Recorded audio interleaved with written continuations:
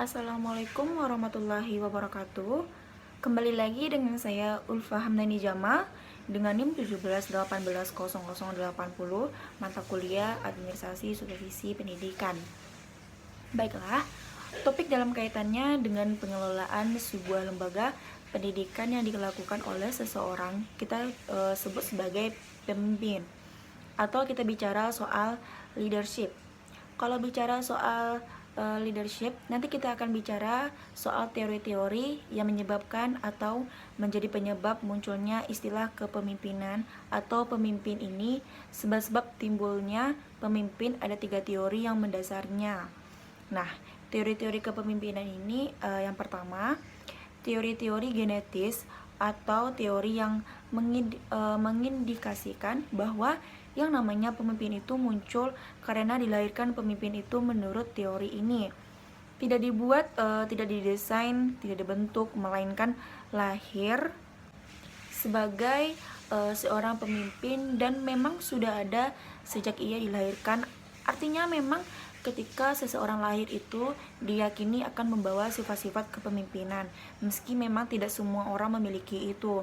Lalu yang kedua, dalam teori genetis ini ada kondisi di mana memang seseorang mau tidak mau sudah punya takdir untuk menjadi kepemimpinan. Misalnya dalam garis keturunan kerajaan, maka putra mahkota yang dilahirkan oleh permaisuri pada suatu saat kelak memenuhi syarat ataupun tidak, maka takdirnya akan menjadi seorang raja.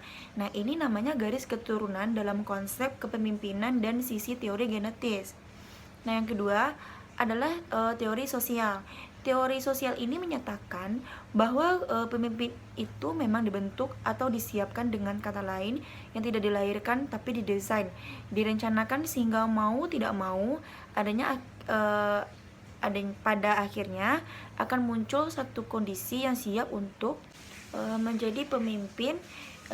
Dan yang kedua yang diyakini oleh teori sosial ini adalah siapapun orang dari kelas ekonomi mau manapun dan garis keturunan siapapun, mereka punya kesempatan yang sama untuk menjadi pemimpin. Artinya tidak dipandang bulu selagi mau mempersiapkan diri, selagi mau memperkaya diri, memunculkan, mendesain, mengelola, menambah kemampuan, maka suatu saat dia akan menjadi seorang pemimpin.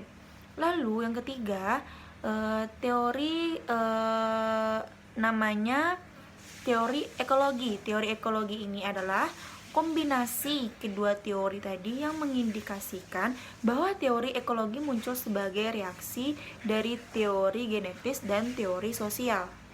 Teori ini menyatakan bahwa seseorang akan sukses sebagai pemimpin suatu saat nanti jika secara garis genetis memiliki sifat-sifat kepemimpinan, apalagi dengan sadar suatu saat kelak ia membentuk, menyempurnakan, menambah skill, pengetahuan, wawasan, pendidikan, dan lainnya untuk tampilan menjadi seorang pemimpin. Artinya satu garis genetis saja itu tidak membuat seseorang layak jadi pemimpin. Kesempurnaan seorang pemimpin itu ketika memiliki sifat lahiriah kemudian disempurnakan secara harfiah, maka ini menjadi satu kombinasi yang luar biasa yang dipercaya oleh teori ekologis.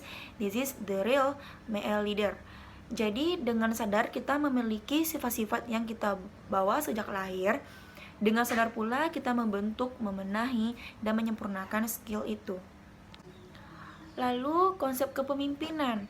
Sekarang kita lihat bagaimana sebenarnya konsep dari kepemimpinan, atau paling tidak kita mesti melihat bagaimana pengertian dari istilah kepemimpinan ini dari sudut pandang ahli atau beberapa pakar di bidang manajemen pendidikan. Misalnya beberapa pendapat yang kita coba angkat apa yang dijelaskan oleh pengertian para ahli hardware yang menyatakan bahwa kepemimpinan itu sebenarnya adalah teknik kemampuan seseorang dalam mempengaruhi orang lain, mempengaruhi orang-orang yang dipimpin agar mau bekerja sama untuk melakukan tujuan yang diinginkan oleh bersama atau keinginan dari lembaga.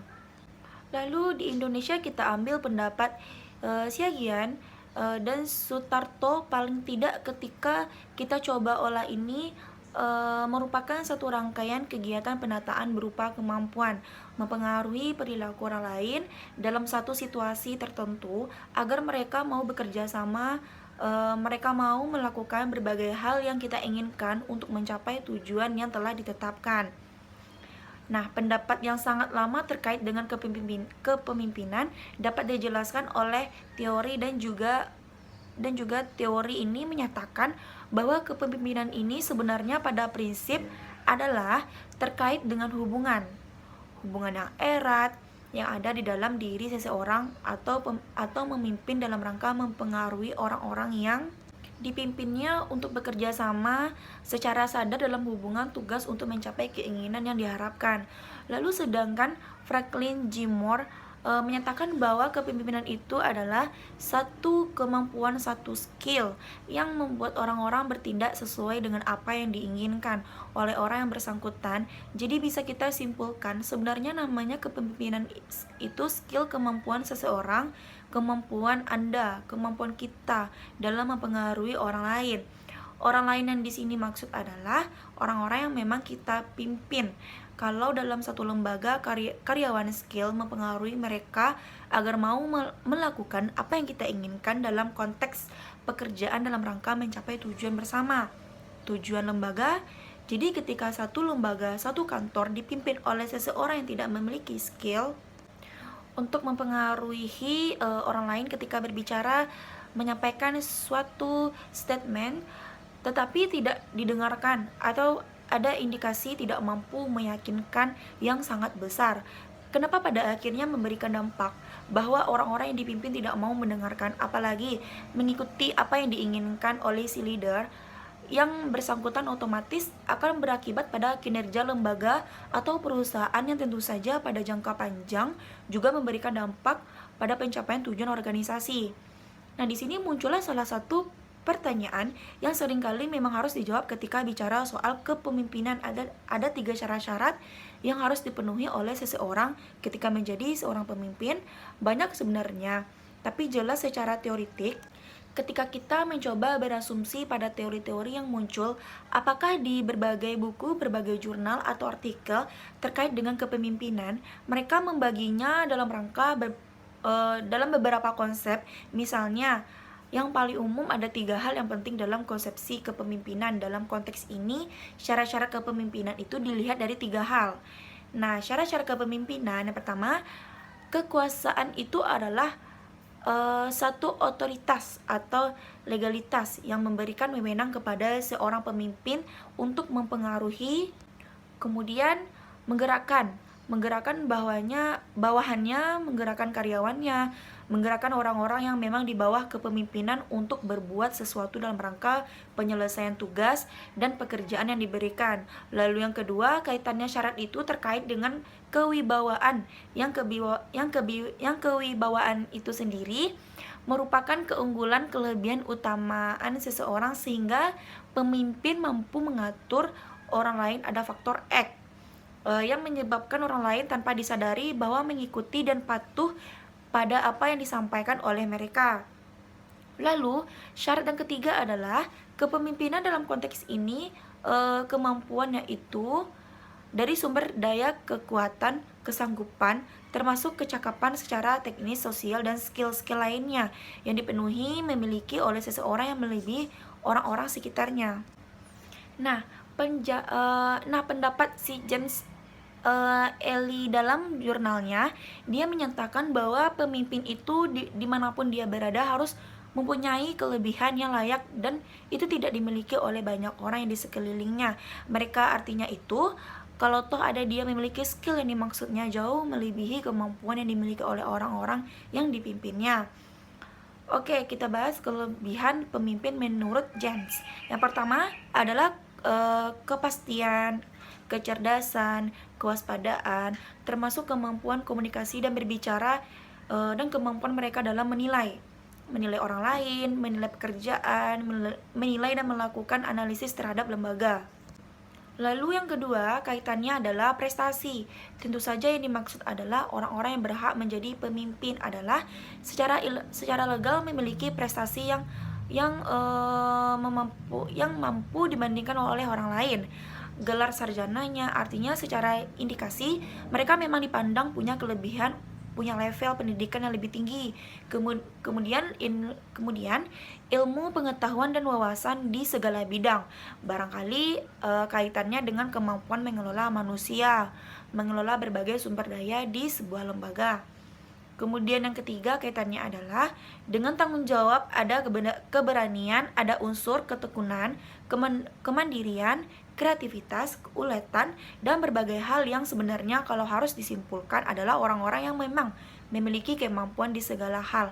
Mesti tidak akan sempurna, tapi ada tuntutan bagi seseorang pemimpin itu adalah orang-orang yang dipandang lebih dibandingkan mereka-mereka yang dipimpin. Kemudian yang keempat, terakhir, dilihat adalah terkait dengan status kedudukan sosial ekonomi juga. Ada persoalan partisipasi aktif, memiliki stabilitas yang tinggi dan lain sebagainya. Jadi, kalau kita mesti kunci statement ini adalah seluruh syarat baik menjadi manusia terpilih itu harus dimiliki oleh seseorang yang kita sebut sebagai pemimpin. Maka menjadi pemimpin bukan hal suatu yang mudah. Sekarang kita lihat bagaimana ciri-ciri dari kepemimpinan yang baik. Ketika Anda melihat seorang leader dimanapun Anda berada pada dalam suatu konteks apapun, maka lembaga kenegaraan di rumah tangga yang leader memiliki indikasi atau ciri-ciri yang baik.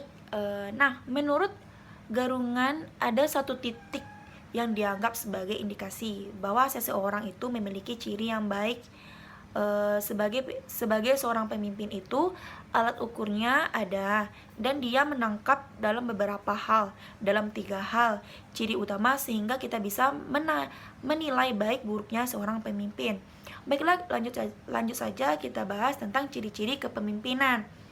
Yang pertama, memiliki penglihatan sosial. Artinya apa? Artinya adalah pemimpin yang baik adalah pemimpin yang mampu melihat sekaligus merasakan berbagai gejala, mengerti berbagai gejala-gejala yang timbul di dalam masyarakat sehari-hari dalam konteks berhubungan sosial. Jadi tidak serta-merta menerima, tetapi berbagai gejala bisa didesain, bisa dimaknai, kemudian dianulir dalam suatu kesimpulan, memunculkan berbagai statement dan menghasilkan satu kebijakan berdasarkan apa yang dilihat. Yang kedua kaitannya dengan kecakapan berpikir. Kecakapan yang abstrak yang dimaksud di sini adalah seorang pemimpin selayaknya mempunyai kemampuan otak yang cerdas, pintar, intelijensi yang tinggi. Kenapa? Karena memang mereka dibutuhkan pemikiran-pemikiran yang matang untuk mengambil berbagai kebijakan, memutuskan, dan ini butuh juga kemampuan berpikir, daya olah pikiran dan otak yang tidak main-main.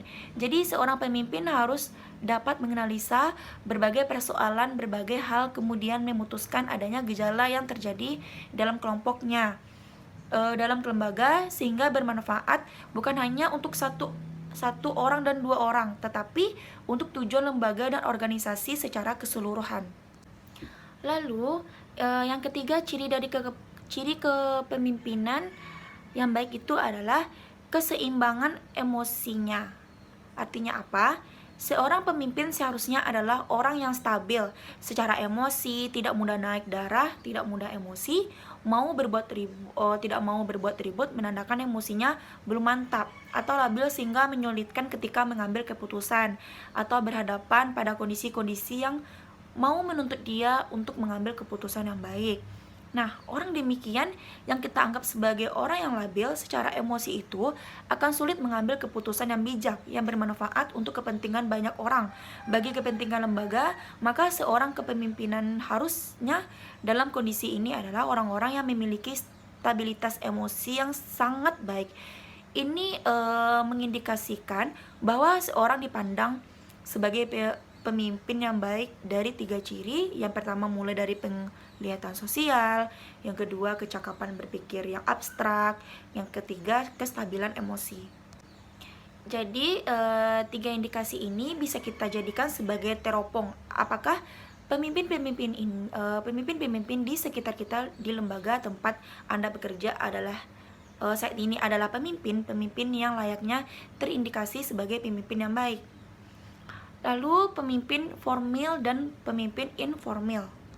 Ada pula istilah pemimpin formal dan informal. Dalam masyarakat kita mengenal berbagai jenis kepemimpinan seperti pemimpin negara, pemimpin agama, pemimpin seminar, dan sebagainya. Bahkan di rumah tangga juga ada pemimpin rumah tangga, sehingga dari berbagai jenis kepemimpinan ini semua bisa kita klasifikasi dalam dua kelompok besar yang akan kita bahas. Setelah itu kita menyebutnya kepemimpinan atau pemimpin formal atau formal dan pemimpinan non formal atau informal. Kita lihat pemimpin formal atau pemimpin formal. Pemimpin formal atau pemimpin formal adalah orang yang ada dalam sebuah organisasi atau lembaga ditunjuk sebagai pemimpin berdasarkan keputusan dan pengangkatannya sifatnya resmi formal untuk memangku satu jabatan, satu kedudukan dalam satu struktur organisasi yang jelas dengan segala hak dan segala kewajiban untuk mencapai tujuan organisasi atau lembaga yang ditetapkan. Baiklah, ciri-ciri pemimpin formal. Yang pertama, pada statusnya sebagai pemimpin formal dia ditunjuk oleh orang yang berwenang. Artinya, secara garis birokrasi dia ditunjuk. Yang kedua, cirinya adalah mempunyai dukungan atau mendapatkan atau memperoleh dukungan dari organisasi formal. Kemudian mempunyai atasan. Lalu yang ketiga, ciri dari pemimpin formal adalah harus memenuhi berbagai persyaratan formal. Misalnya, segala sesuatu dengan disepakati dan ditetapkan oleh lembaga harus memiliki sertifikat, apa ijazah, apa pendidikan, apa mau, tidak mau harus memenuhi itu. Ketika itu menjadi satu dasar yang harus dilalui oleh seorang pemimpin ketika akan dipilih menjadi pemimpin. Kemudian ada kondisi di mana dia akan mendapatkan proses kenaikan pangkat atau jabatan dapat dimutasikan, kemudian memperoleh imbalan atau gaji yang balas jasa berupa material dan segala macam dan berbagai hal lainnya menjadi persyaratan. Lalu pemimpin informal. Sementara itu informal kebalikannya. Pemimpin informal adalah seseorang yang tidak secara resmi ditunjuk, diangkat sebagai pemimpin, tetapi yang jelas ini adalah satu bentuk kehormatan yang biasanya diberikan karena ia mempunyai kelebihan-kelebihan yang ditunjuk sebagai pemimpin, sehingga mampu mempengaruhi kondisi psikis masyarakat, satu kelompok atau banyak orang yang ada di sekeliling mereka. Ciri-ciri pemimpin informal. Yang pertama, masyarakat atau kelompok bahkan bisa lebih besar dari satu lembaga itu mengakui dirinya sebagai pemimpin tanpa diminta dia diakui sebagai pemimpin. Artinya ada satu pengaruh yang luar biasa, bisa pengaruh personal yang membuat dia akhirnya diterima dan diakui. Lalu yang kedua, tidak ada layaknya seperti pemimpin formal, tidak ada pengangkatan secara resmi bahwa dia harus dinobatkan sebagai pemimpin serta merta yang namanya kepemimpinan atau label pemimpin itu langsung melekat saja begitu dalam pundaknya yang di orang yang bersangkutan tanpa diminta label itu melekat pada dirinya. Lalu yang ketiga, tidak satupun manusia di muka bumi ini bisa memutasikan kepemimpinan yang didapatkan dan tidak punya atasan. Tidak ada garis kewenangan yang menuntut dia atau memaksa dia untuk melakukan hal-hal yang seharusnya dilakukan yang jelas. Jika melakukan kesalahan, maka dia tidak dikenakan, tidak ada kemungkinan sanksi hukum, hanya saja memang pada akhirnya dia mendapatkan kekurangan kepercayaan dari orang-orang yang dipimpinnya. Jadi akhirnya hanya kehilangan kepercayaan, tapi secara hukum yang tidak bisa dituntut kemudian bisa.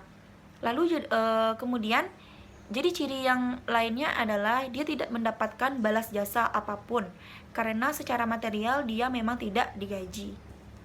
Jadi itu paling tidak menjadi ciri-ciri yang membedakan antara pemimpin formal dan pemimpin informal. Nah, sekarang kita melihat di tengah-tengah masyarakat arti apa atau ciri mana yang indikasikan sebagai pemimpin formal dan ada tidak dalam pandangan analisis saudara yang mengindikasikan orang-orang tertentu yang ternyata dia adalah leader, bahkan sangat luar biasa pengikutnya, tapi sama sekali tidak pernah diangkat, akan tetapi label itu malah melekat bahwa dia adalah seorang pemimpin ini, yang kita sebut sebagai pemimpin informal. Pemimpin dan kepala.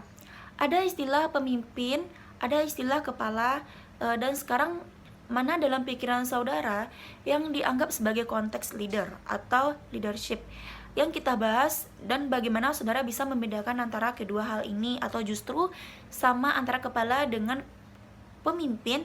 Yang jelas antara kepala dan pemimpin dalam masyarakat kita secara umum sering dikacaukan, bahkan dianggap mirip atau relatif sama sekali istilah itu berbeda. Pengertian dari kepala atau pemimpin mengindikasikan dua hal yang konteks yang tidak sama. Oke, kita bahas kepala. Kepala adalah seseorang yang diangkat menurut peraturan tertentu oleh instansi, oleh atasan yang memiliki wewenang untuk mengepalai satu kantor atau jabatan, yang kemudian dia bertanggung jawab terhadap tugas yang dibebankan kepadanya dan kepada bawahan, memberikan perintah kemudian bertindak sebagai penguasa. Nah, itu kepala. Anak buah biasanya mengerjakan pekerjaan diberikan oleh atasan dengan cara dan waktu yang telah ditetapkan. Apabila seseorang kepala ingin berhasil, maka harus bekerja sama dengan sangat baik. Dia harus meyakinkan anak buahnya agar mau menerima apa yang diminta. Nah, ini pantas kita sebut sebagai istilah kepala. Lalu pemimpin. Sedangkan pemimpin dia berbeda. Pemimpin itu seseorang yang dipilih dari kelompoknya karena ia memiliki kelebihan tertentu dibandingkan yang lainnya. Selanjutnya, yang bersangkutan diberikan satu tugas untuk memimpin orang-orang lain, memimpin banyak orang dalam mencapai tujuan yang telah ditetapkan oleh kelompoknya itu. Dan untuk kelancaran tugasnya diberikanlah hak-hak istimewa kepada yang bersangkutan, yang kita sebut sebagai leader. Tadi dibandingkan dengan kelompok lain, bahwa hak istimewa itu memang layak dia miliki. Karena apa? Karena dia memiliki kelebihan yang sebenarnya tidak dimiliki oleh orang lain. Nah, pemimpin dapat diterima oleh bawahan karena mereka yang memilih dan dengan sadar mereka melakukan pilihan itu sendiri. Persamaan pemimpin dan kepala. Nah, kepala dan pemimpin pada konteks tertentu memiliki persamaan, tetapi jelas sekali memiliki perbedaan. Kita coba lihat bagaimana persamaan kepala dan pemimpin itu. Yang pertama, sama-sama memiliki anak buah, sama-sama memiliki orang yang dipimpin, itu pasti. Nah, yang kedua, kepala dan pemimpin dua-duanya diberikan tugas dan pekerjaannya, kemudian mempertanggungjawabkan pekerjaan itu sama, dan secara prinsip kedua hal ini menjadi satu tugas yang harusnya diemban oleh keduanya. Kemudian perbedaan pemimpin dan kepala. Yang pertama, kepala diangkat oleh instansi atau kekuasaan tertentu, sedangkan pemimpin bukan diangkat tetapi dipilih oleh mereka-mereka yang terlibat, justru mereka-mereka yang menjadi karyawan atau anak buah. Lalu yang kedua, kepala kekuasaannya berasal dari kekuatan peraturan dan kepuasan atasan, sedangkan pemimpin kekuasaannya menurut peraturan dan dilandasi pada kepercayaan orang-orang yang dipimpin. Lalu yang ketiga, kepala tanggung jawab ke atasan, sedangkan pemimpin yang bertanggung jawab terhadap atasan juga harus bersedia bertanggung jawab kepada mereka-mereka yang dipimpin. Jadi kepalanya ke atas, tapi yang namanya pemimpin ke semua link atasan dan semua mereka yang disebut dengan karyawan.